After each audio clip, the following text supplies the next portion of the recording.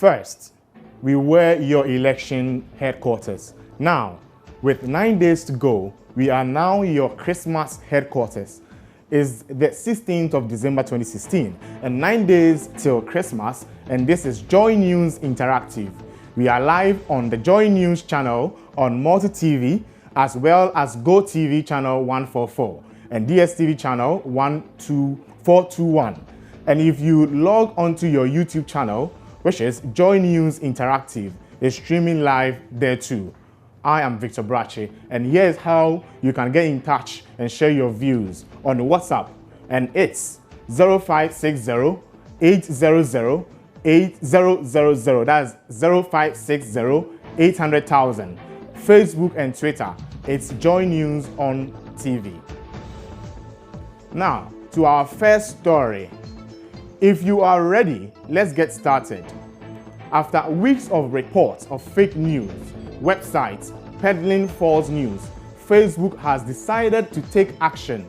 Take a look at this press release dealing how they will deal with fake news sites that post links on their platform. So there were a lot of fake news stories during the elections in the US. There were posts on Facebook about Trump and Hillary Clinton, where people were pushing false news on social media, especially Facebook. Now, Facebook came to a criticism for sharing fake news on their website, which people believe led to the victory of Donald Trump. Now, Facebook, after the elections, decided to come out and fight against false news on social media. What they did was to come together and form a group of people, especially with companies that could do fact checks, to prevent fake news from being spread across social media. We can now go to our screens and look at what they post on the Facebook page, which has the news feed, and they call it the Facebook Newsroom. Now, this was posted on December 15, 2016, and it has newsfeed FYI, and it says addressing hot seats and fake news by Adam Mezziri, and I read, a few weeks ago, we previewed some of the things we are working on to address the issue of fake news and hoaxes. We are committed to doing our part, and today we would like to share some updates we are testing and starting to roll out. And then the second paragraph reads, we believe in giving people a voice and that we cannot become arbiters of truth ourselves. So we are approaching this problem carefully. We have focused our efforts on the worst of the worst, on the clear hoaxes spread by spammers for their own gain, and on engaging both our community and third-party organizations. The work falls into the following 4 areas. These are just some of the first steps we are taking to improve the experience for people on Facebook. We will learn from these tests and iterate and extend them over time. And then goes on to say easier reporting, and it comes out with some write-up, and I read, we are testing several ways to make it easier to report a hoax if you see one on Facebook, which you can do by clicking the upper right-hand corner of a post. You have relied heavily on our community for help on this issue, and this can help us detect more fake news. So they've shown a picture of how best you can prevent or you can identify false news on Facebook. First, you have to go to your phone. On your right-hand side of your phone, on your screen, there is, if you see a story that you read and you don't think is true, you have to go on your Facebook page, and then you see choose a reason. When you click on that story, you have choose a reason, and it will give you it's annoying or not interesting.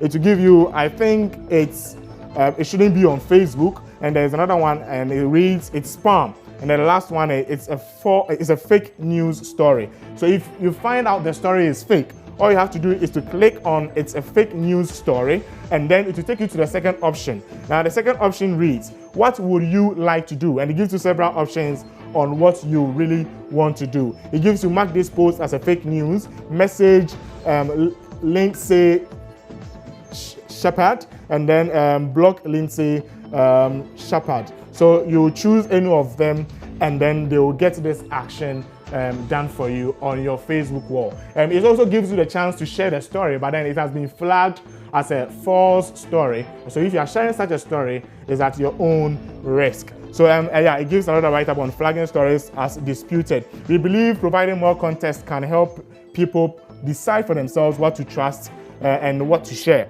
We have started a program to work with third-party fact-checking organizations that are signatories of Pointer International Fact-Checking Code of Principles.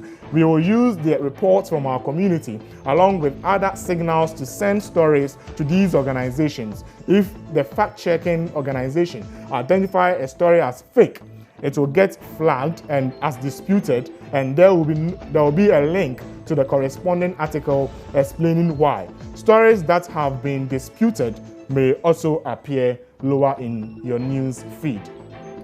So these are some of the things that Facebook is trying to put in place to fight against false news. So we are going to read a few comments on how people have expressed their views about what Facebook is trying to do to prevent the spread of false news going forward. I don't know whether you've also encountered in Ghana there are a lot of fake news sites. Other people also try to take advantage of already existing news sites to run their stories. Examples are stories that are being made by other people and then linking it to Manjo Online, to CTFM Online, to Peace FM Online, and it turns out at the end, some of these stories are fake. Now let's go onto our Facebook page where we shared a post asking people about this particular thing about fake news on social media. We have Prince Nuruddin Baumia who writes, "It's a good decision and this will help minimize defamatory publications on this platform." David Zreza writes, "I am sure because of the US election, that is why they are doing this." Nokpo writes, and I read, "It is good to get rid of them. There are many out there." And then Enoch Kofi writes, "Very laudable." And then we have Kujo Tete Apo who writes, "I hear this after US election, so I'm well." Okay, yeah, and I'll watch it from CNN. His comments are not all that clear, but these are some of the views from people on our Facebook page. Moving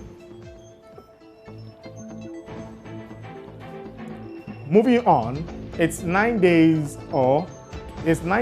to Christmas, and the Christmas spirit is taking over. My colleague, Benis Abubeidu, went around earlier today to gauge the mood in the city. Let's take a look.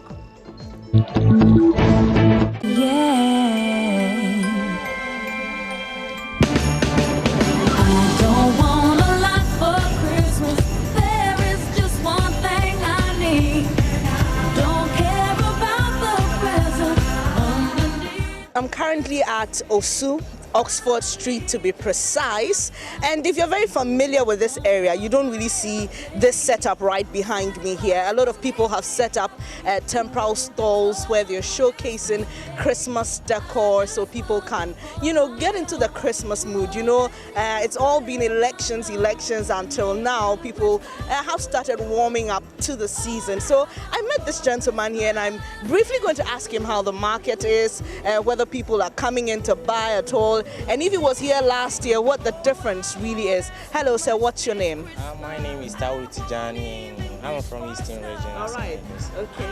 And I can see that you've displayed lights, and I have a tree right behind me here. Can you briefly tell me, when did you start this?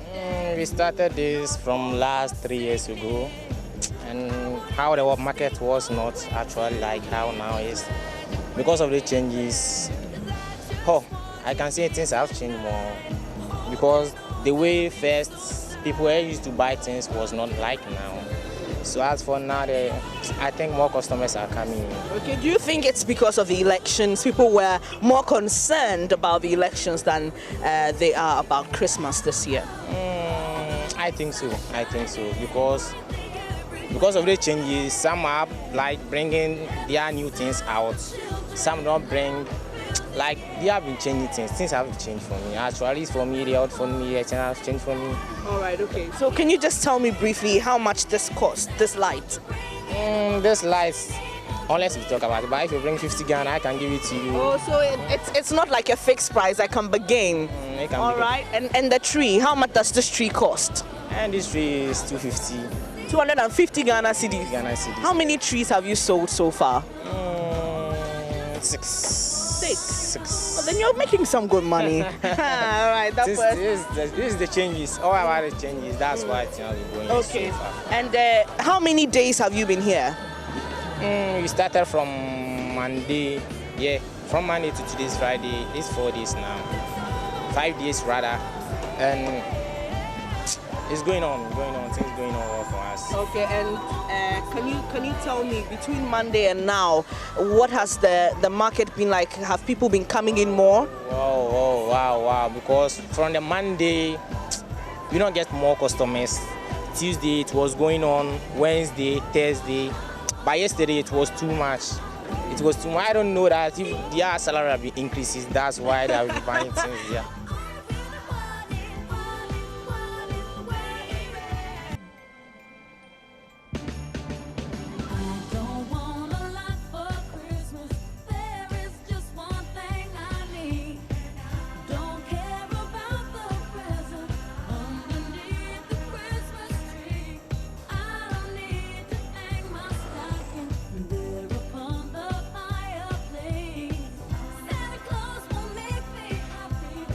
Jennifer, how are you spending this Christmas? I'm expecting something better, and I want to be happy. Okay, so what are your plans? Are you going shopping? Are you going to the beach? What's your plan for Christmas? I'll go to shopping. Yeah. So what would you be shopping for? Like buying something, and they'll give me gifts. Discounts. Oh, Yeah. looking for freebies, huh? All right, thank you so much. Merry Christmas. Same to you. Nafisa, how's the Christmas season for you? So I've seen nothing yet. It's in the door space. But I think the economy does have an effect on the Christmas. I think there's no money in the system. So people, I think there's now 9 days to Christmas. So later in the day, later in the week, we could see something. But right now, we couldn't see anything that shows that there is Christmas. Oh, really, Nafisa? I can see some Christmas trees over there Yeah. and the decor. They just started it. Okay. This, I think, probably today. Today. But I've been working there, but I've not been seeing anything. So what's your plan for Christmas? How are you spending Christmas? I'm a Muslim, so I don't celebrate Christmas. Oh, okay. So it will be a normal day for me. I'm a Christian, and when it's Salah, I get a lot of meat to choose. So what are you looking forward to, even as a Muslim, this Christmas season? I hope that everybody gets to enjoy it, so that we get prepared for next year. And a lot of happiness. Louise, Christmas is next week Sunday. How are you feeling this season? Anyway, the way MPP has won, and the country we have peace in the country. I'm very happy. Towards the Christmas, I'm just thanking God for what He has done so far for me. And just praying for Him to give another life for the next year. All right. So what are your plans? I'll go to my hometown around Denu to go to beach, just have some fresh air, change the environment small, then come back. For me per se, as a young man, I'm thinking of a future, how to prepare the future, not to chill now, not to celebrate big now, but rather to prepare and think for the future, how to organize myself, and rather the chilling rather in the future.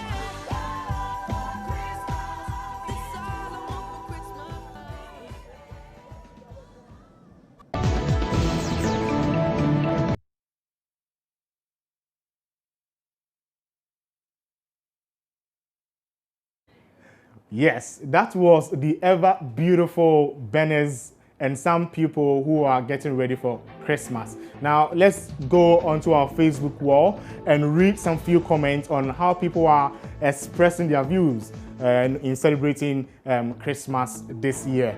So, yeah, Billy writes on his Facebook wall, on our Facebook wall, and I read, "The pocket is empty, but I'm waiting patiently for His Excellency Nana Akufo-Addo to pull his first gear to see how my pocket will react. Above all, I thank God for my life and family. And then Sabi Richard says, after Nana has won, there couldn't be a better Xmas. Then Prince Nuruddin says, only God knows the best. David comes in and writes, no money in the system, hence dry festivities. And then Makidak writes, I thank Heavenly Father for His guidance and protections throughout the year. And I say happy Merry Xmas to my lovely mom, Ma Yosumo, at Bremen West Kumase.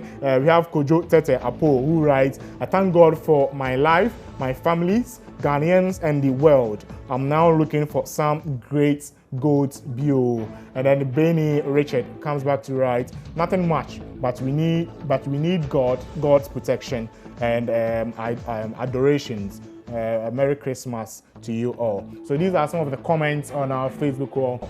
For now, let's take a quick break. When we come back, we have more for you.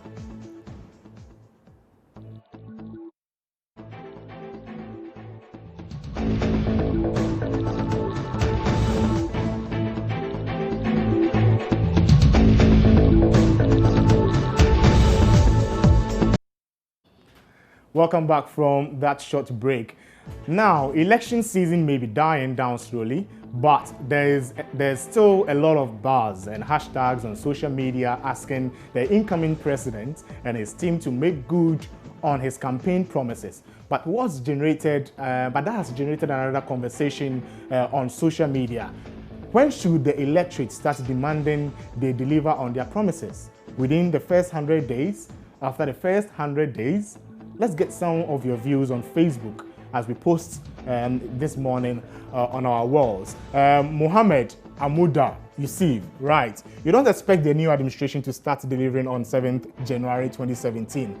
Though we could have wished that, but it's not possible in the first place. Time is needed for them to put the economy back on track, reduce the waste currently in the system. We have Abdul Kudus, who writes, Immediately, with a comma, I'm expecting a reduction in my utility bills, reduction in taxes, revival of NHIS, restoration of nurses and teacher trainees allowances, reduction of interest rates so that the repayment of my loan from my bank will reduce. We have Prince Nuruddin, and he writes, we hope to see their action after the swearing in on 7th January. Richard Abdul Kora writes, I think training allowance can start in September this year, then the rest will follow. Then we have David, who comes back to say, well, the NPP itself had raised the expectations high. Let's see what happens. And we have Samuel Boache, who writes, according to the time limit they attach to their promises. And then we have Azare David, who writes,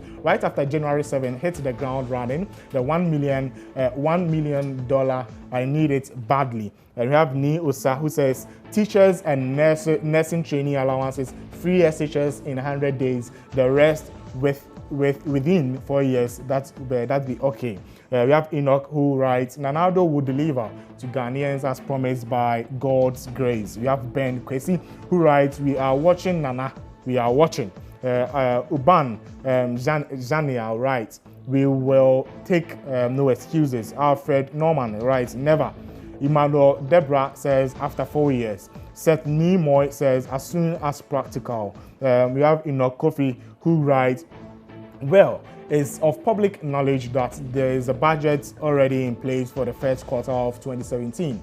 That budget was prepared not based on the promises of the president-elect and its administration. The government-elect would have the opportunity, and then he continues to write. Then we come back, let's read Osei Redu, who says, we should give them time. I hope the NPP would deliver. Then we go Echampon Martin. He says, population size of Ghana is not like nuclear family.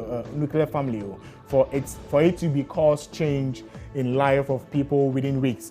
And he says, already the outgoing administration are just auctioning government cars and Navara into brackets for just 5,000 cities and others. I hope these claims can be backed with facts. So these are some of the things that people are talking about on social media as they prepare for ahead of the Christmas festivities ahead of us. So yeah, these are some of the things that people are talking about.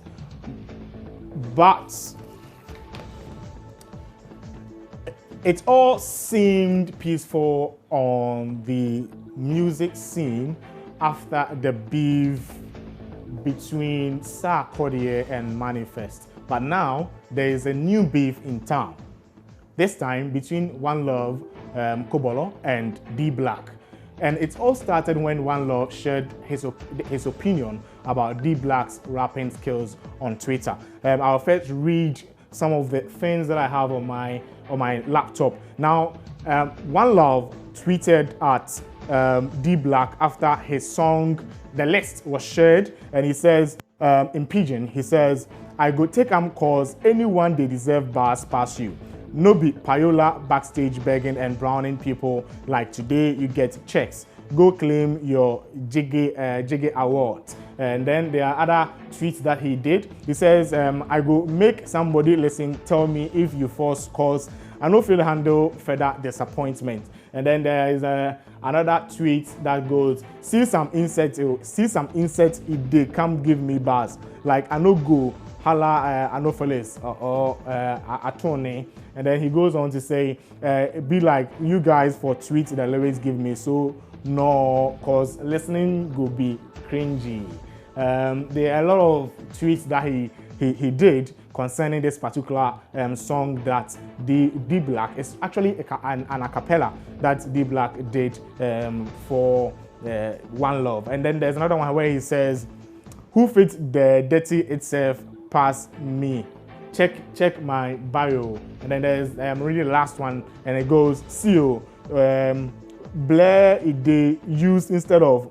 Then he used the M word. I beg, tweet me the lyrics, make I reply for Twitter, cause only rappers I go reply them plus rap. So this has been the back and forth with D Black and One Love. We also be reading our Facebook. From our Facebook, there are a lot of things people are talking about concerning these two artists. That's D Black and One Love. So let's take a look at what is going on our Facebook page. The post that we put out there reached 5,171 people, and there are a lot of comments that we're going to read to you. We have Billy coming back here, and he's written, "You may not like D Black's rap, but his music videos are the best in Ghana. I can't do without watching any of his videos a day.